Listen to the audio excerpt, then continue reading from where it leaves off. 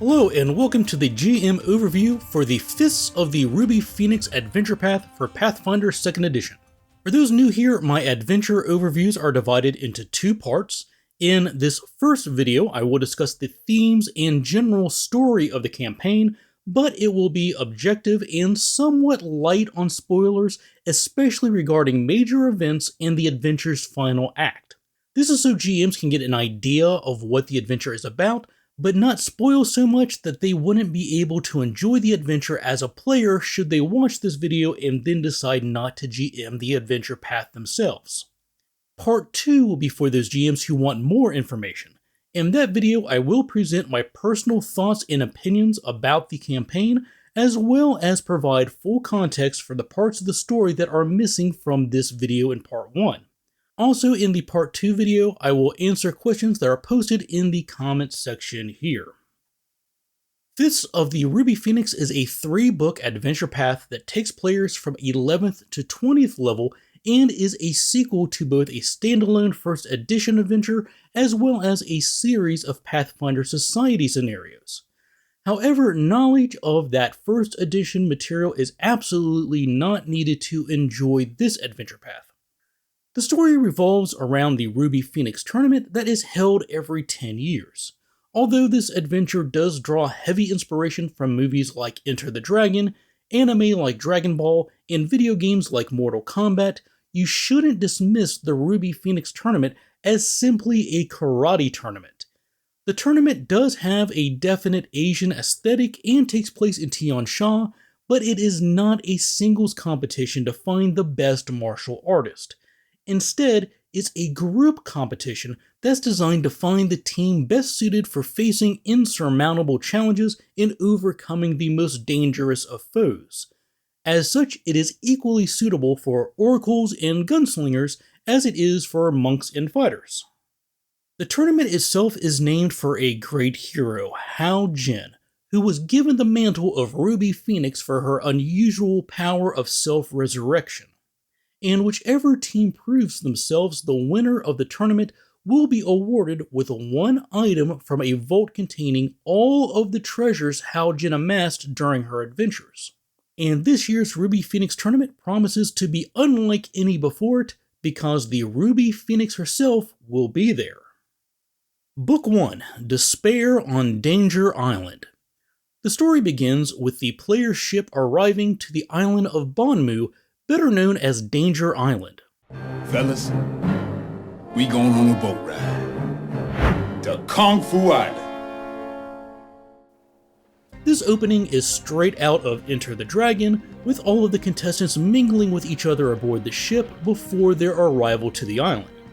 Banmu was once home to thousands of people, but today has been overrun with monsters, and the previous civilization there has been reduced to ruins. This will be the location of the qualifying round for entry into the tournament proper. This qualifying round requires each of the 32 teams to retrieve a special Phoenix necklace and earn 10 silver feathers. Each team is assigned a different location on the island to serve as their home base, and their Phoenix necklace is waiting for them there. But, of course, it's not that easy. Each of these locations have been selected because they are home to the various monsters and other dangers that have taken over the island. So, in order to claim their Phoenix necklace, the players will first need to travel to the location that's assigned to them, then clear it out and secure it. Once they do so, they will find their team's necklace and 3 silver feathers. To earn more feathers, teams must challenge other teams to a fight that is overseen by an official referee. When this occurs, the challenging team wagers between 1 and 3 feathers, and the challenged team must wager an equal number of their own feathers or all of their feathers, whichever is lower, and any team that declines a challenge or loses their last feather is eliminated from this pre-qualifying round. This lasts for 3 days, so players will need to manage their rests accordingly. The location the players are assigned is the ruins of an abandoned temple to Iori. Once they clear out the temple, they'll have their Phoenix necklace and 3 feathers and are then free to begin challenging other teams or being challenged for their feathers. Engaging in these matches will require the players to explore many locations throughout the island, each of which presents their own dangers and rewards. Of note, there is a lot of undead to be dealt with.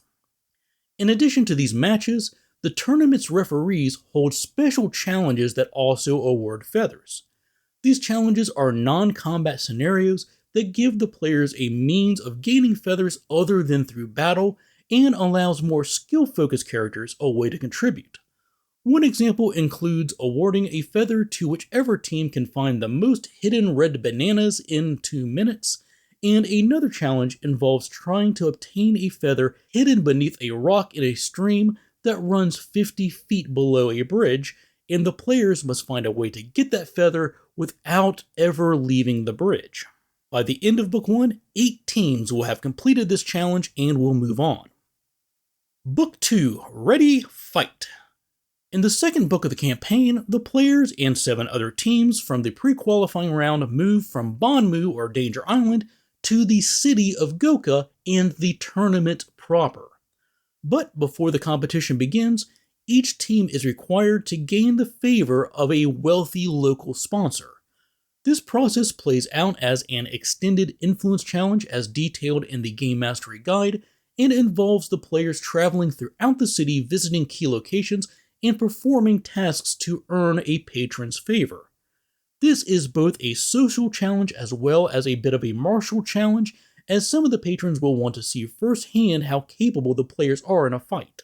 Following a week of exploring the city and wooing potential patrons, an exhibition tournament is held, followed by the patrons bidding their sponsorships for each team. Assuming the players secure one of the sponsorships, they then move on to the actual Ruby Phoenix tournament. The tournament takes place over a week and has a double elimination bracket structure, so it is possible for the players to lose one round and still have a chance to fight their way back to the championship. The players will also have the opportunity to participate in exhibition matches between the proper rounds of the tournament to earn additional prizes. A few examples of exhibition matches include races that use the chase rules from the Game Mastery Guide, and a rather unconventional fight that takes place on a side view map instead of top down. Basically, it places a Pathfinder style tactical battle within a Super Mario Bros. Map. That's one example of how the battles in this tournament are not simple affairs that take place in barren stadiums. Instead, each round includes special terrain and special hazards to keep things interesting. For example, hovering skulls that spin and weave through the arena, spraying gouts of flames while the teams compete.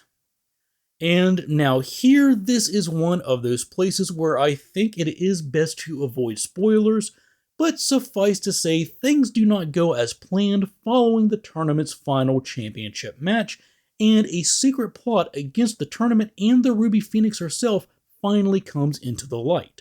As always, my second video for this adventure path will go into greater detail for those GMs who wish it. But suffice to say, this event disrupts the tournament and creates a great amount of chaos throughout the city. Book 3, King of the Mountain. The final book of the adventure path begins right where Book 2 leaves off, with the city of Goka recovering from a potentially disastrous event.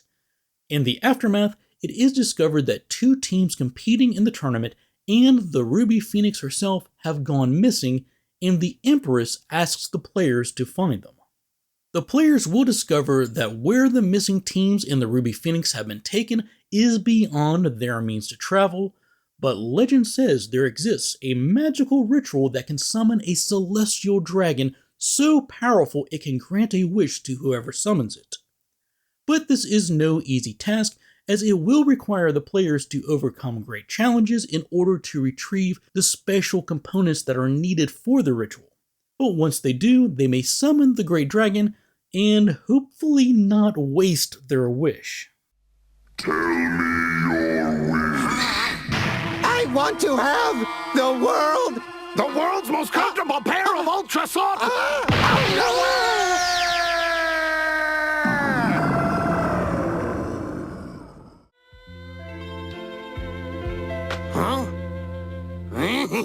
I think that little pervert just saved the world! Now beyond the barrier that separates Golarion from the realm the Ruby Phoenix was taken to, the players finally meet the entity responsible for the disruption of the tournament and the damage caused to the city of Goka. And in the final chapter of the campaign, this being declares himself the new Grand Judge of the Ruby Phoenix tournament, and that he's changing the tournament's rules.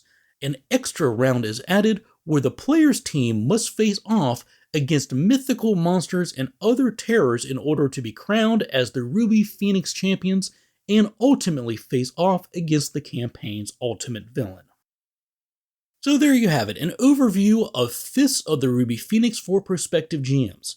I will be following this up with another video that shares my personal take on the campaign, so be sure to share any questions you may have in the comments and I'll try to address those that I can. Just keep in mind that I have not played this campaign, I've only read through it, so I may not be able to answer some questions such as encounter balance. The second video will also discuss some of the spoiler material that I omitted from this video. And as always, I want to take a quick moment to thank everyone out there who supports me, whether that's by clicking the like button, subscribing to the Patreon, or subscribing to this channel. Thank you for all of your support, and with that, thanks for watching, take care, and happy gaming.